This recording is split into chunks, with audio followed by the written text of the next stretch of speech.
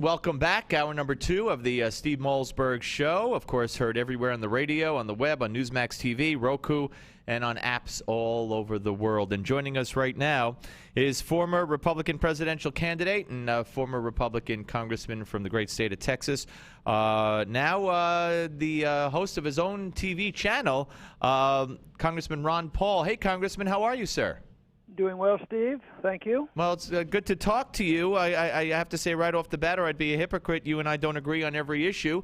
But having said that, tell me, I guess you started this up on Monday, the TV station, correct? Yep, that was the first one. So this is our first week, and so far so good, even though it's the technology is a little complicated for me by the transmissions and having 2 studios and interviewing people from overseas, but that's something you probably have had a lot of experience with. So, but I'm learning along the way, but the show so far I think have gone quite well. Well, good for you. Now, interesting, I think one of your first guests, if not the first guest, was Glenn Greenwald, one of the journalists who, broke the Snowden story and gave Snowden the platform. You called him one of the most important journalists in the world today. Do you view what he did and what Snowden did as heroic, as good?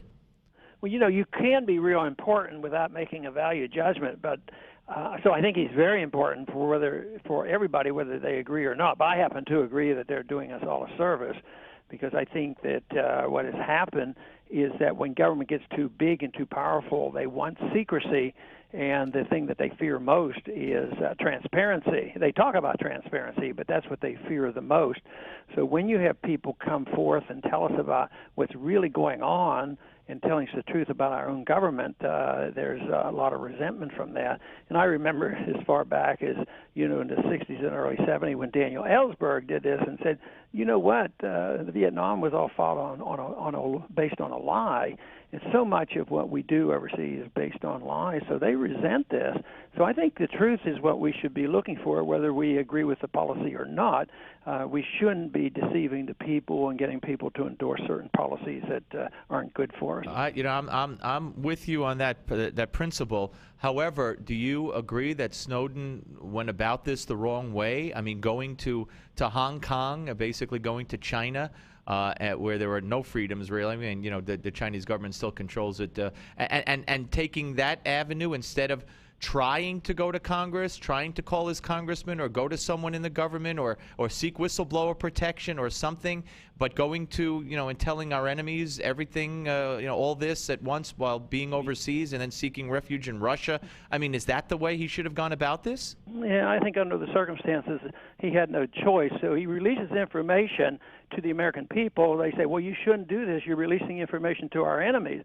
Well, we're not the enemy. We're people who have to, pay the bills, and people die for these things that go on.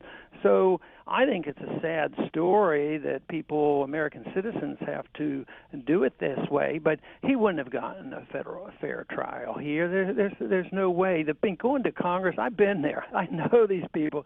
They're dedicated to covering up. Every time I've ever seen, an investigation and a commission, it's usually to protect the government. It's never to get to the truth, whether it's Ruby Ridge or the Davidian compound. It's always to cover up. The politicians and the bureaucrats and the federal officials, they never get punished for this. It's always the innocent people that do. So I don't think he had any choice.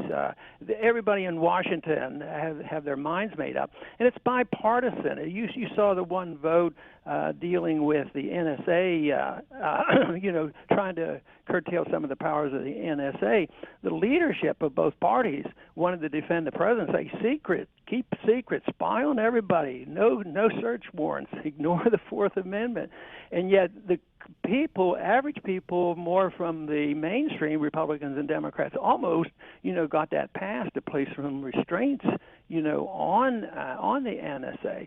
So no, I, from my experience and from what I see there, it would have been practically suicidal to depend on our court system, because I don't think he could have gotten a fair trial. We're talking to Congressman Ron Paul here on the Steve Malzberg Show, former congressman, of course, and now host of his own TV network. We'll tell you how you could find out more about that in a second. But Ron, the Congressman, let me ask you, with what's going on in Egypt, do you believe that this administration holds some of the responsibility for where we are now in Egypt? A ton of it. You couldn't say everything because there are civil strifes and people have disagreements that have been going on, but we stir the pot, and we've been stirring the pot over there for a long time. Just think of how many years we propped up Mubarak, a military dictatorship, and gave him all those weapons, and he was our guy as long as he did what we told him. But then when he loses popularity, then we support the rebels, and lo and behold, the rebels turned out to be the Brotherhood, and they got in power. And then we said, well, you got to be good Democrats. You have to have an election. So they have an election. They elect Morsi, and we don't like him because he's too authoritarian.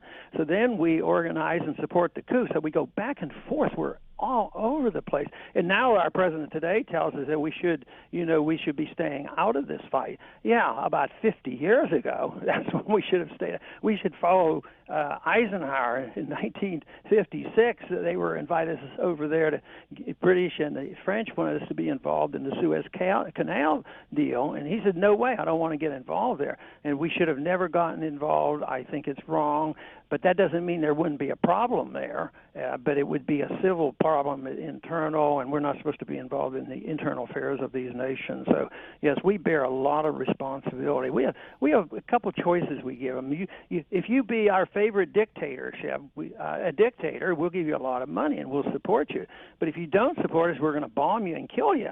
But Mubarak really didn't change any of his policies. It was just that Obama, after treating Mubarak like every other president treated him, just decided based on a bunch of people in Tahrir Square that it was time for a change.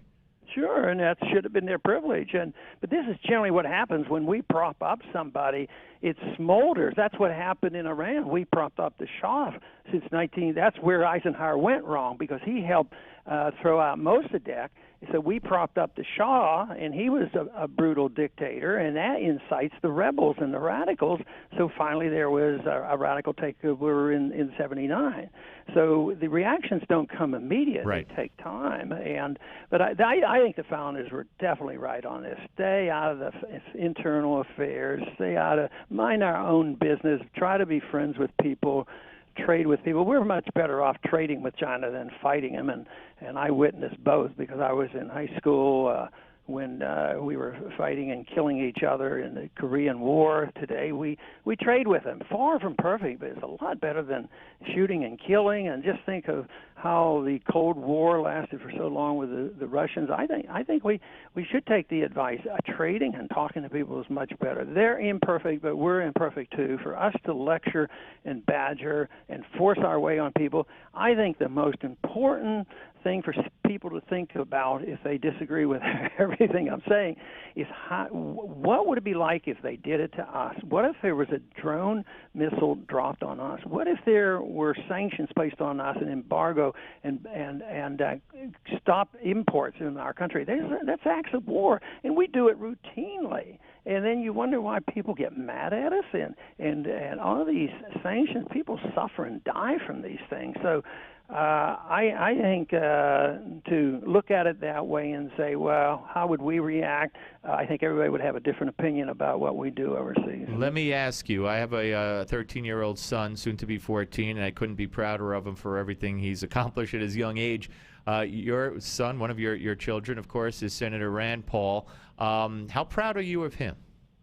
Well, very much so, because he's done, very well. And, of course, I was pretty proud of him when he went to the same medical school I went to, too, and also became an ophthalmologist. But he's interested. He was always, we have 5 children, he was always the one that had the most interest in politics. And he studied Austrian economics, and he handles himself very well. And what about his future? Do you see a presidential run coming up? Well, the one thing is, in and out of politics for so long, this last go around, within a week or so, they were talking about the next election. Sometimes I get tired of that.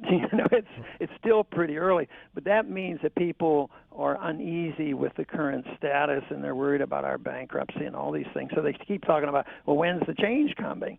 I think it's way too early. I'm sure he has it on his mind. I've never really discussed it with him, but he's doing the traveling and going into the States, so that must be on his mind. But I would think even he would have to wait and see a little bit before you make a firm decision. So you don't you guys don't speak on the phone, and he's like, hey, Dad, I'm really getting a feel for this. I really think I could do it. I really want to do it. None of those conversations? Not really. I think that we had our chance when our children were being raised, and they generally knew what we thought about economics and politics. But no, we do talk occasionly, but it's usually pretty boring to other people because we talk about things like in the family. Why aren't you coming to visit us? Right. Well, that's typical, that kind of thing. So, but we don't get into it. It sort of goes. Without saying, we essentially, have the agreements about what we should do in the world. Right. And so you think he would make if he did run, you'd obviously support him, and you think he'd make a good president, right? Oh, sure. Okay. Let me ask you this: how could people? And I do have one question after that. How could people, watch you on your new channel? Okay, they need to go to the website, ronpaulchannel.com, and get all the information. That's easy enough, ronpaulchannel.com. Let me ask you, if you were still in the House, where would you fall, sir? And I probably have a hint where you probably would. Would you be on the side of those who say defund Obamacare and risk the government shutdown, and hopefully be saying to people, it wouldn't be us shutting down the government. We'd take it out of the budget. If they want to shut it down over that, let them shut it down. Or would you be on the side of the Republican leadership who says, we have no stomach for this. We can't shut down the government? Where would you be? Well, I've never voted for any of the appropriations. The only appropriation I ever voted for was for the benefit of the veterans. So I was always against that. I thought we were spending too much. The debt was too bad. And the government will shut down like Detroit shut down. I want to avoid that. So the people who say, yes, let's get our house in order, let's cut back and let's quit the spending, and if government has to take a break for a while, that would be actually good. Why wait for the shutdown to be like Detroit? And people who say, that's not possible, we can always borrow money and print money, they're mistaken, because there's a limit to borrowing and there's a limit to printing, and I think there's winds of change in the air right now, and I think it's going to get harder and harder for our government to continue spending, borrowing, and printing money. All right. Congressman, I hope you'll come back, and good luck with your TV network.